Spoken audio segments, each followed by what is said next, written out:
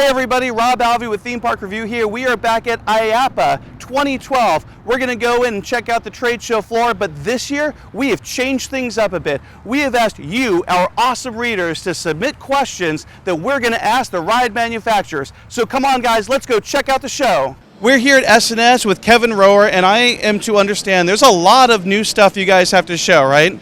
Not only is there new product, but there's new information for you as well. Okay, we like new information. Well, if you notice the logo change. Yep, we saw that. As of Election Day, so what, November, whatever Tuesday was, 6th? Yeah. Something like that. 5th, whatever. It was official. Sansei Technologies, a Japanese company, bought 78% of S&S. Wow. So the ownership now is Sansei Technologies, as well as the Kaufman family owns 22%. So we are now S&S Sansei Technologies, Inc. So cool, so congratulations are in order. Thank you. Excellent. All right, so let's take a look at some of your guys' new product lineup. In the Fourth Dimension family, okay, you know Fourth Dimension from X, yes. Six Flags, Fuji-Q Highlands in Japan, and now Dinosaur Park in China. Yep. We take the same vehicle, we lose the fifth rail, right, which was a mechanical spin, and now we're using magnetic technology.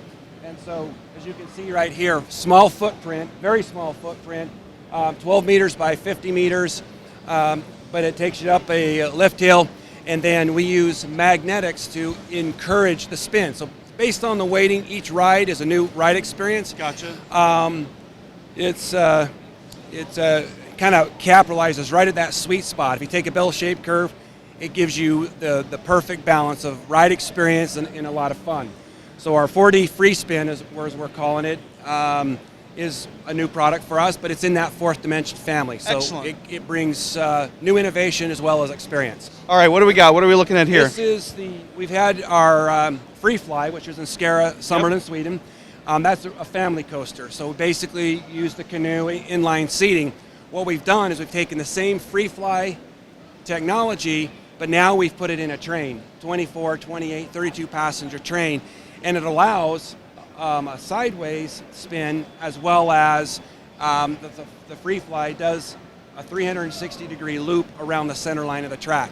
So this is something exciting. We've spent about a year doing a lot of engineering, modeling, and we've had a lot of fun with that. So one of the questions that we had from our readers was, what's going on with the Free Fly coaster? And I guess this is the answer, yeah? Yeah, you know, it doesn't pay to not tell the truth. So let me tell you. Free Fly is one of the greatest family rides out there, but the capacity has been kind of low. Right. So, you know, when you hit a $4+ million ride and you can only do about 480 to 600 people per hour, 600 only if you're stretching it, it was Ride of the Year in 2009 for a reason. Yep. Technically, ride experience, it's a great product, but unfortunately we need to increase the capacity to get the popularity of that ride. That's why by doing this, we can dummy this down and make it a family ride, or we can take it to the very thrilling ride. You know, in the world of amusement rides, not every one person can come up with all the great ideas. And Bill and Mike Kitchens, you may know Bill Kitchen from the Sky Coaster and the skydiving simulator, and his son Michael have come up and partnered with us on what we would call both a tower ride and a coaster together, or a replacement for a giant wheel and observation deck at the same time. I'm going to introduce you to Mike Kitchens and let Mike kind of tell you some of the features and benefits of this tower roller coaster combination. First of all, this is our polar coaster, and what we've tried to do is take the roller coaster and take it vertical. Gotcha. As parks become increasingly tight on space, what we're trying to do is find areas that'll hold a large roller coaster in a very small diameter. This is actually two rides in one. This is an observation tower and then a full-size roller coaster. Cool. And this will go anywhere from 100 feet, 100 meters, whatever height you want to go to. They can have restaurant, retail, and bar space on top. They could put a dark ride on top, serviced by two glass elevators, and then we have the El Loco roller coaster surrounding the structure. So this is kind of like that, I've been hearing the term like the vertical amusement park, so. Exactly, so as parks get tighter in space, imagine putting a full-size roller coaster on the size of a carousel pad. Right. And replace it and putting a very thrill ride. So it's a dynamic design, and we've had a lot of excitement around it. So this is instead of the thrill version, which we call the polar coaster, this is our Spire, which is a family-based observation platform. Same concept, very small footprint, goes very tall, has restaurant, retail, observation space on top, and then it's serviced by gondolas going around the structure itself. So you get a 360 degree of the park and whatever the environment is around to see it. It's a very, very nice, tight package. Allows you to have 2 rides in one again. Cool. All right, so Kevin, it looks like we have a new tower concept. Is that right? That's correct. Jack Rouse and Associates approached us a few years ago and said, Kev, they want to do a different type of tower ride for the Sochi Winter Olympics. And I said, we're your guys. And we've had in back of our minds for some time circular seating. So you know our old tower rides, it's 12 and 16 in the square. By adding that extra seat in the corners, it allowed us now to have circular surround seating. So with Sochi, there's 2 things. One, it is 20 seats in the round as well as at the new height. We now, on a single tower, can go up to 70 meters. So that's allowed us new heights, new seating configuration. Once again, just a more efficient use of square footage. And in doing that, we also redesigned the seat restraints. We have the same flexibility we always have, which means you can replace this in the field. Unfortunately, some of the ride manufacturers, you have to send the whole seat in. They got to torch or burn off the foam and replace it. We have in-field replaceable foam. So that's one of the traits S&S has been known for low cost of maintenance and field efficiency. But the new look here just gives us an updated look. Sure. No, it looks great. Debuting for the Winter Olympics at Sochi. That's great. So we'll see this See it soon. Yeah. All right, so Kevin, we have asked our theme park review readers to ask you specifically questions. I haven't told you any of these, have I? Okay, no, you have not. I tried to get you, but you I know, no, he was like, are you going to give me like a heads up? And I'm like, no. Embarrass me, right? Question number 1, and then you're trying to read my iPad over here. So, okay. Which of your projects do you think was the most innovative? Wow. I'll be honest with you. I think the Free Fly is one of the most innovative products, and as I told you before, we need to work on capacity. And it's one of those projects that was a home run from day one. Anytime you prototype a ride, you're expecting all kinds of downtime issues or technical issues, and once you push the button, it's like we haven't heard from them since. They're on their 4th season. They're still using the same wheel set. We've not even had to replace the wheels. Wow. So it's been a very efficient, good product. No, that's great. That's great. Okay. All right. Question number 2. We all know that you guys hold the record for fastest accelerating coaster in the world, and your coasters can achieve incredible speeds. Do you think that we could go faster than that? Absolutely. I know for a fact that we can. I'm going to be a little bit careful because I know my competitors like to listen in as well. But let's just say there will be no problem with us hitting the new speed record at some future point. Okay, so you answered this when we said we absolutely love the Free Fly coaster. Any plans on further refining that style of coaster? Done, right? Yes. I mean, basically, I've told our engineering group we need to go from a single in-row, which is 8 passengers per train, to 16. So we really need to go side-by-side seating. We've got to get that capacity up for the same price in order for the parks to buy them. The parks love it. They say, Kev, if we're going to spend $4 million, we need 800. We need 1,000 people per hour. And I understand that. And, I think, again, in marketing, there's push and pull strategies. Sure. A lot of times the customers say, hey, this is what we want, you need to build it. A lot of times we come up with ideas. It's innovation, and we push it on the market. And one of the items that we missed on there is, because it is a great ride, is the capacity. So as soon as we can get that capacity up, you'll see them popping up a lot of places. We were like, man, we want to see more of these. I mean, it's not a thrill coaster, it's a family coaster, but that's what its intent is. It's to give you a unique sensation that you can't get on either coaster, but invite the whole family. So we'll get capacity going, and then it'll, Okay. Your shot towers, all over the world, we love them. Is there any limit on how tall that they could actually go? Well, on a single structure there is, because of the seismic and the wind loading. Sochi at 70 meters is about the tallest you're going to go with a single tower. Once we get a triple or a 3-leg, because even the double legs have some swaying side to side, but once we hit that 3-leg, 100 meters, could we go to 200 meters? Yes. It now comes down to cost efficiency. How much money, or what's your return on investment? So the 3-tower or the quad towers, the 4 towers, kind of stop at that 100-meter mark. Yes, we can go taller. Just how much money does someone want to throw at it, and can they get a return on their investment if they go that high? Okay. Makes sense. All right, and let's see.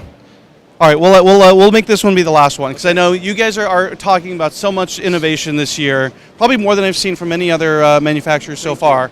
One of the questions always comes up, your 4D coasters are like loved by a lot of our people, and the 3 that we've seen so far are very similar.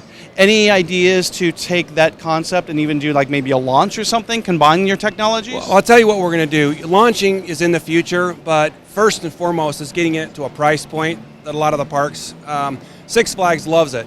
But you know, when you're talking $16, $18 million baseline price, it's hard for a park to justify that expense. What we have done though is by taking a 24 passenger train, we've broken it into 12 passenger seating.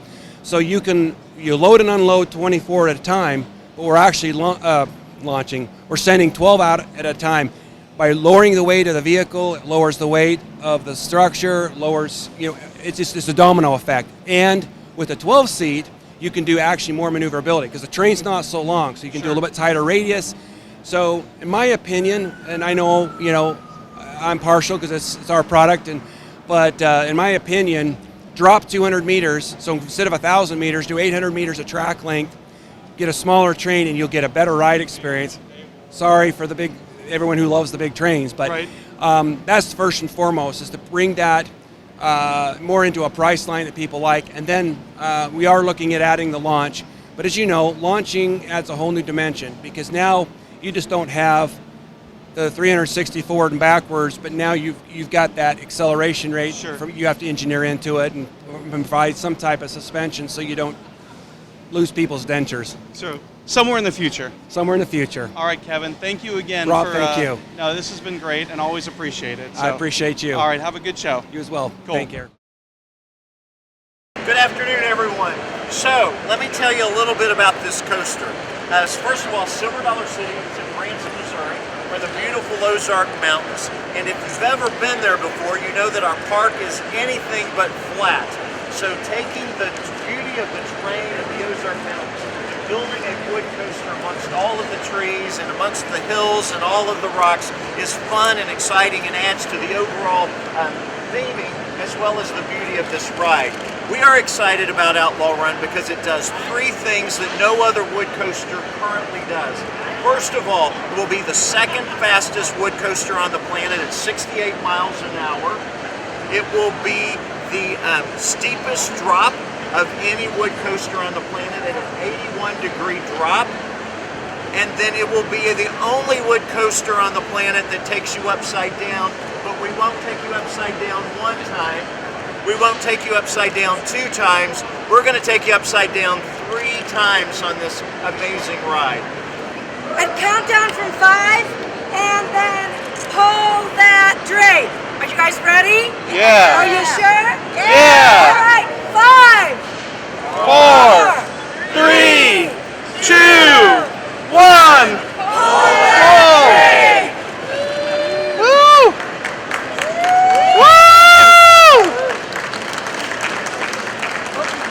All right, so we're here with Joel Manby, CEO of Herschend Entertainment. How's it going? It's going fantastic. Really excited. So tell us a little bit about this new ride and what's happening next year. Lots of exciting stuff. Absolutely. Herschend Family Entertainment has had 2 great years. This year we had the first wing coaster at Dollywood that was open in the whole country. That was very innovative. Now we're launching the first wooden coaster that ever goes upside down. That's It's awesome. never happened in the whole history of the theme park industry, which is just incredible.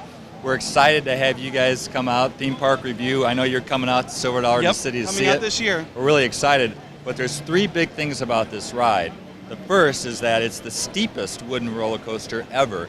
It's 81-degree drop, so it's almost 90-degree down. Exciting. It's 16 stories, 16 stories. I get so excited. I know. I do 16 too. stories though. down. All right. So you can imagine that kind of a drop. Second thing, it's the first coaster to go upside down. So there's a double barrel roll, 720 degrees, that you're going upside down twice. That's never been done before. And that's also the second fastest coaster ever built in wood, and it goes almost 70 miles an hour. So it's going to be an incredibly thrilling ride.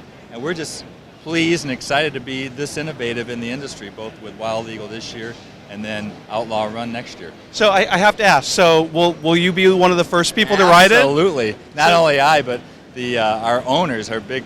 Like Sherry Herschend and Jack Herschend will be some of the first people on that ride. I love roller coasters. So what did you first think when they presented you this idea? Like, we're going to take roller coasters and literally turn it upside down. What did you think? Well, it's always a little bit scary to take on new innovation like this. Yep. But I was so excited that our leadership pushed it. That Brad Thomas, the GM of Silver Dollar City, really wanted to make this happen. And then the Herschend family, the owners, had to support it. But it's neat to work for a company where we support this kind of innovation and that leaders are pushing innovation versus the risk-averse approach. Yep. And I'm excited about that. And the guys from Rocky Mountain, they've been awesome to work with? Rocky Mountain is fantastic. I mean, Fred Grubbs, the founder and the CEO, he's a very humble man, but he's a genius, and he's got a great engineering team. And we're just excited to be at the front end of this curve because it's going to change the industry. It's that kind of breakthrough technology that you don't see very often in any industry, and I've been in a few others, so it's great. Well, we are absolutely looking forward to seeing you guys next year. Excited about Outlaw Run, and man, it's just going to be exciting times. Well, thanks, Rob, and we appreciate the support from Theme Park Review. We really do. No worries. Thank you very All right, much. Thanks. All right, take care. Yep. All right, guys, so we're here with Pete Herschend, the founder and co-owner of Herschend Entertainment. Is that correct? You got it, Rob. That's exactly right. Excellent. So I'm actually going to let Pete do a little bit of talking here about how Outlaw Run came to be, working with Rocky Mountain, and this, because this has got to be one of the most innovative roller coasters to ever be built. Is that right? It's not one of the most. It is the most innovative wooden coaster ever to be built. Wooden coasters are not uncommon. You find them in a lot of parks, and they're very, very good. But most of them just do the standard up and down and around curves. What Fred and his company did was devise a system of bending the wood so that we have, at one point, we have two complete barrel rolls, 720 degrees of roll on a wooden coaster, steel track. Right. Steel track. But on a wooden frame. That is the part that's never been done. That's amazing. And Rob, from the top of the drop, the high point on the drop, to the bottom where the dip is a 16-story building, 160 feet drop at 82 degrees. Let me tell you, you're going to be moving on at that point. Now, how did this whole thing come to be? I mean, did you approach Rocky Mountain? Did they come to you? I mean, what was the whole thought process that went behind the creation of this roller coaster? There are several things that go into what. First of all, we had to decide we wanted to do a new attraction. We were due to do a new attraction for Silver Dollar City. This is planning that started 3-4 years ago. Okay. And we said, all right, we have done other little things, but it's time for a major. And a coaster in anybody's language is considered a major. Absolutely. So then the criteria really get pretty simple. Whatever we do has to fit the theme of Silver Dollar City.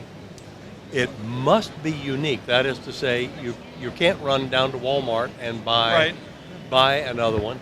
It has to fit our budget and our geography. Those are the huge parameters. Right. I was going to say that's a good list of restrictions you got there. Well, it really is because it means there's just a lot of stuff you can't do.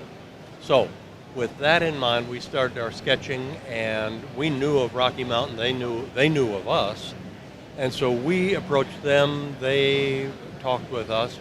This is not anything you walk up and sign on the dotted line. Of course. Tonight, no matter how much you may want one. And we started working with them with their design team and looking at the setting. We moved the location of it a couple of times because it couldn't be in the center of the city, yet it had to be accessible. All of that has to be done before one nail is driven. Now, did you guys go out and ride their other coaster over in Texas? And when you rode that, did that seal the deal for you, or? We rode their coasters. We rode everybody's wooden coaster that we could find. And you watch. It isn't so much the thrill of the ride there. as how is that product holding up over time. Yep. In other words, did somebody come in, because there is a difference, I can tell you, between companies Right. that make some. I will guarantee you that 5 years after we open this ride, the woodwork on it, other than being weathered, will be as good as it sits right now. Well, we look forward to it because we'll be out there for opening, and then we're bringing at least 100 of our group, maybe even more, out for a big event next year. So very, very excited about that. That is just delightful. I look forward to seeing you on Outlaw Run and at Silver Dollar City. Excellent. Thank Thanks you much, again. Bob. Much appreciated. We'll see you next year. You bet. Hey everyone, we're here with Alan Shilke of Rocky Mountain Construction. Obviously there's some really great things planned this year. Can you start by telling us about this gorgeous looking car on your left? This is the first car we've done for Rocky Mountain Coasters, and the idea was we wanted to do a steel-wheeled coaster to go with our track, because to me that's the big indication of what makes a Woody a Woody. It's not so much just what the track's made out of, but the steel wheels are what I enjoy about it, what gives that out-of-control feeling. Now that's an excellent segue, because we did have some readers post questions. One of the biggest questions people asked was, do you consider your coasters wood or steel? There is a very big debate out there, and how do you answer that? I'll leave that up to the enthusiast. Whatever they say goes, I'll go with it. I'm not afraid of the hybrid moniker. I don't see that as anything different. So to me, if everybody gets it and they love the coaster, that's all that matters. No, I totally agree. We have to remember wood, steel, hybrid, as long as the ride kicks ass, goes upside down, does crazy airtime, I think we're okay with it. So some other questions I had. The readers wanted to know, are we going to see other types of inversions other than the barrel roll? Well, definitely in terms of modifications on the design. We don't really have any intention of doing any high G loops.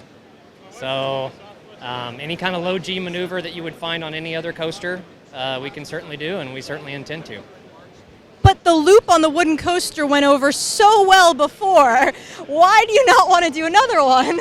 That didn't really have much in terms of my decisions or whatever, what we wanted to do. The fact that it had been done before really didn't, and how it worked out didn't have anything to do with that. It's once you take that step to design a high G maneuver, it controls the whole coaster, it controls the whole car. So staying low G is really the important thing. So anything that we can do low G, we'll get it done. That's excellent, very cool. Some other questions people asked, which allows more design freedom, doing the Iron Horse track or the Topper track? Actually, what we've done this year, it doesn't really matter. It was a little bit of worry, could we make the wood do the 3 degrees per foot twist, but we figured out a way to do it, got it done, so really it's 50-50. It just depends on what the customer wants. That's excellent, really good to know. And when you were doing your designing, how and when in the design process did it come to you, we should really put several barrel rolls in this train? Actually, it had to do with the site at Silver Dollar City. I had the idea of doing a triple up or something at the end, because the coaster goes so far down the hill and you've got to come so far up. So basically I was looking for something to do on the uphill that didn't peter out the ride at the end. And so by using the barrel roll, I've got the excitement basically right up to the brake run. And that's all I was looking for that's what put the barrel roll there. No, that's good to know. No, we definitely like a good, exciting ending. Is there anything else you want to share with us? The future, anything you can say, anything you can scare the other manufacturers with that's coming down the line? Well, I guess we have no intention of stopping or slowing down. So my whole goal is to create rides that don't put any more stress on the body than any other existing ride, but if you look at them, you'll swear that it can't be done. That's my whole goal, is to scare people by how it looks and what it does, but actually the riding of it, you haven't pushed any envelopes, you're not trying to do anything that is going to compromise the riding and the ridership. Still got to be open to everybody, not too extremely. I mean, The other thing about loops is you kind of segment out a certain type of people, and so I want my inversions to blend with the coaster and flow with the coaster, and not. I want the overall appearance to scare the hell out of everybody, but not the actual element.